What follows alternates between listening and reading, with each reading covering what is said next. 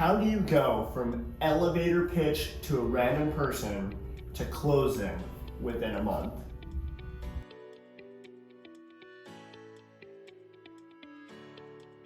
I'm Ben Strock. I'm here with Joey Vanni.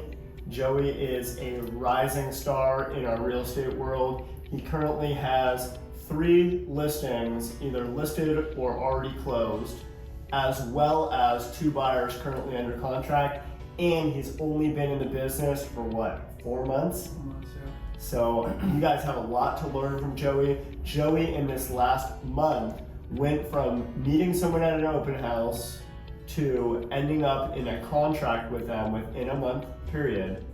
But I'm really impressed in the follow-up, and I want you guys to hear how Joey met them and how he ended up building enough rapport to getting them into contract. Really crazy contract. I think you guys will like hearing this story.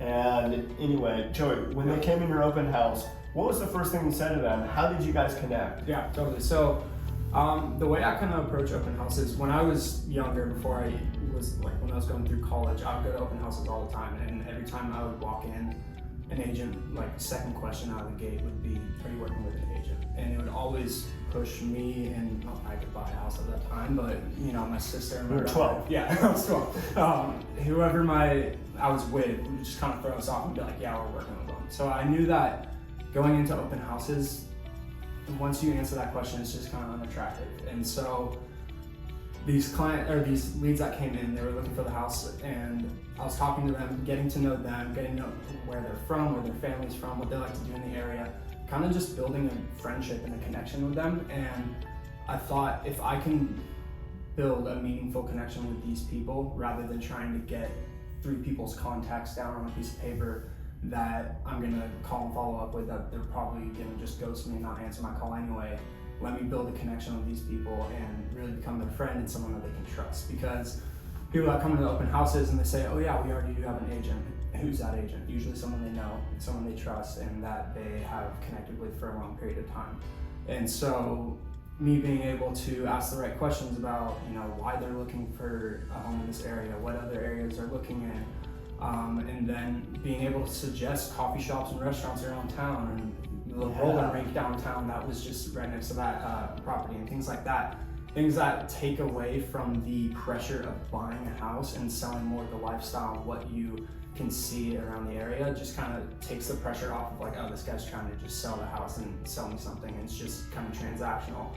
I'm more interested in getting connecting with the person, and then it makes the whole process a lot more fun. So it's really, really weird as an agent when you're in the open house. It's the same thing if you're at a bar and you were trying to pick up a lady or man, whatever your jam is. What is your line to maybe get their contact information? At what point did you ask them that? Let me see. I think I was just like, hey, if you guys are interested in this property, I'd be happy to send you guys the disclosures. I know that we also have a couple off-market opportunities that are similar properties in the area if this one doesn't work out. Can I take down your guys' phone email? I'll send those your way once they come up. And then when I was very casual. Yeah, very casual. And if they said no, I wasn't gonna harp on it and pressure for it more, because then on to the next person. But me offering them those off-market opportunities, giving them something that they would want to reply to me for, So just so you guys know, these guys actually ended up writing an offer with Joey on this house. They started off really low, and then they came in and strengthened their offer, and in the end, still lost the house.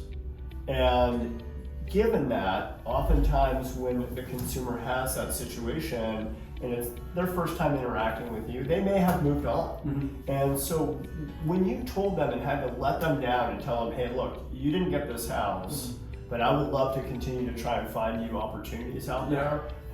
How did that conversation go?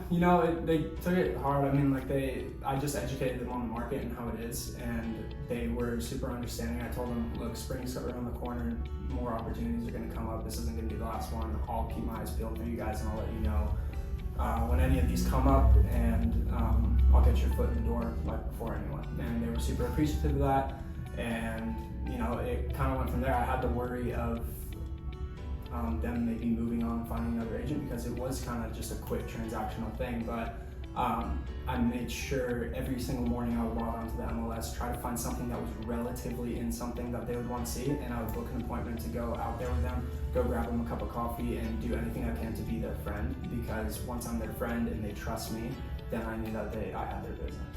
Oh, well, great job. So on this house that you ended up in contract on, I love the story because it was in a really poorly presented home, one photo, front view of the house, shot by somebody's cell phone, no access to the property, you know, an experienced agent who didn't necessarily want to communicate with the young buck, probably would have loved to have just made this as easy a transaction as possible. And I know you fought hard for these clients to end up in the contract. Can you tell me 2 things that you did that you think are just way out of the box? Oh yeah, so I was calling this listing agent probably every single day. She was sick of hearing from me, and I knew she was. I could tell in like the tone of her voice, and then I thought, oh, maybe I took it too far calling her and asking her all these questions. So I tried to disguise my calls a little bit more with having purpose. So rather than calling her and saying, hey, just checking out how that is, she's not gonna answer my call if that's what I'm saying. So I would kind of disguise my calls and say, hey, my clients were wondering this about the property. So then I'm coming in with a question, so then it's not as aggressive of just, hey, I just want to keep me in the front of your head, or front of your brain or whatever. So I would disguise my questions, and when I could tell that she was getting a little bit annoyed with me, I went and bought her some chocolates, delivered them to her office, wrote her a nice note saying, hey, I faced the objection right in front. I'm like, hey, I know you're probably sick of hearing from me, but just know that my persistence is just a reflection of my client's desire for your property. And she called me that afternoon saying, that was so sweet, thank you so much. You're gonna be the first person that I let in the house once we get this whole tenant issue figured out. And then after that, they had an open house like the following weekend, and I was actually out of town, but I came home a day early so I could get in front of her and meet her face to face, because I knew that putting a face to the voice that she's been hearing for the past week probably would be beneficial.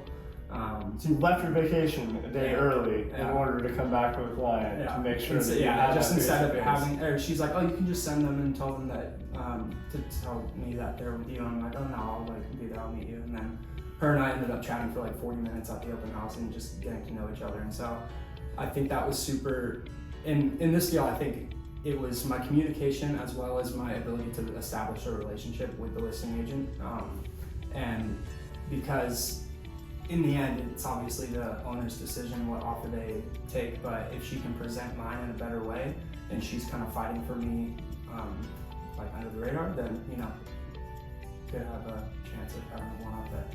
So, as an agent and somebody who's negotiated 1,000 transactions and been on the listing side more than half the time here, you know, I can tell you that if an agent bugs me the same way you were in the beginning and never came with the chocolates and never came with the note of, hey, look, I know I'm pissing you off, and wasn't real and in the communications, in all honesty, most of the time when we built enough trust with our sellers are going to look back at us as agents and they're just going to say, hey, you know what?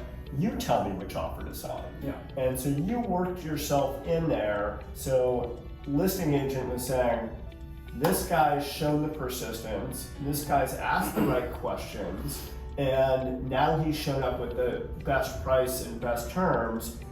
You've made yourself a no-brainer, and I really have to commend you as a newer agent in the business. Most agents are going to fall out of the business because they're not willing to give up a day on their vacation. They're not willing to go buy flowers and chocolates and write a handwritten letter. And it's those extra efforts as an agent that are really going to separate you from the rest, and as a business person as well, in building rapport with not only the client, but with the agent as well. So congratulations, well done. And this guy's future is super bright, rising star. Okay, this guy has one more thing he wants to share with you because I didn't know he did this, and this is thinking.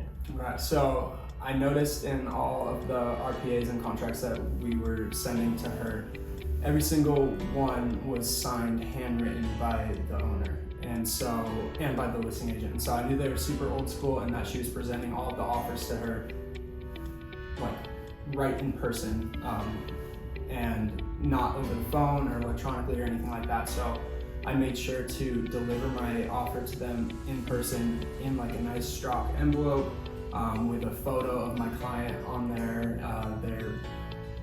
letter of who they are and everything like that, because I know that the listing agent was going to just print out everybody else's offers, and if we could have our offers stand out in any way, shape, or form, you have offer 1, offer 2, and then you have ours nicely put together and professional and everything like that. I thought that would give us maybe an extra leg up on it. That's called thinking and using your brain, and I love that, and you really hit that out of the park. Again, I'm impressed. Good job, buddy.